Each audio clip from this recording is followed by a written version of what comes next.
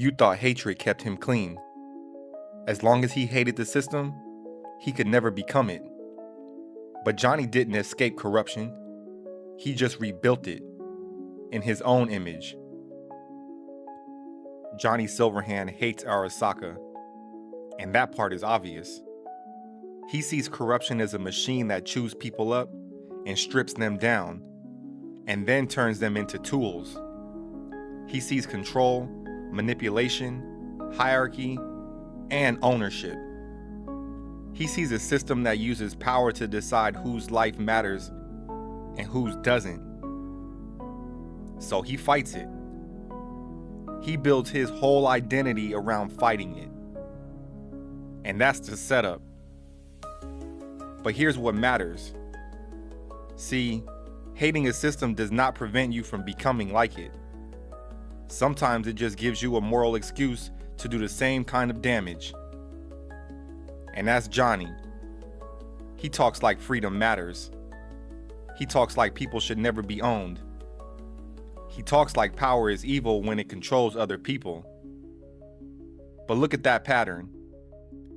He doesn't just resist control. He overrides people. He pushes. He imposes. He dominates the room.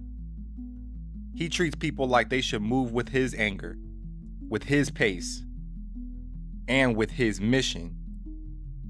And if they hesitate, then he judges them. If they disagree, then he escalates. If they slow him down, he bulldozes them.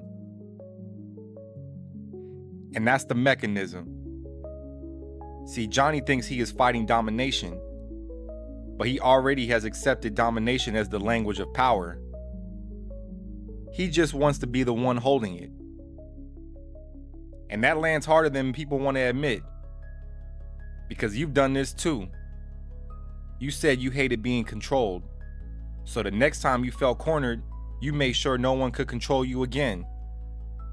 You got louder, you got colder, and you got harder to reach. You started setting the tone before anyone else could. And you called it boundaries. You called it strength. But really, you were making sure you never were the vulnerable one in the room again. And that's the recognition. You didn't escape the pattern. You just switched positions inside of it. And that's Johnny. He hates Arasaka because Arasaka turns people into instruments. But when Johnny gets consumed by his cause, he starts doing the same thing. People stop becoming people. They become proof. They become collateral. They become either useful to the mission or in the way of it. And that's why his rebellion corrodes. Not because he stopped caring about injustice, but because once your cause becomes the only thing that matters, the people around you start becoming resources. And that happens outside the game all the time. You say you're doing it for your family, for the team, for the truth. But see, over time, the mission gets so big that you stop noticing how people feel around you. You stop asking what the cost is for them. You stop hearing hesitation as honesty and start hearing it as weakness. And then one day you realize that people don't feel led by you. They feel used by you. See, you can hate exploitation and still become exploitative. And that's the trap. Johnny thinks the difference between him and Arasaka is morality. He thinks they're evil, and I'm not.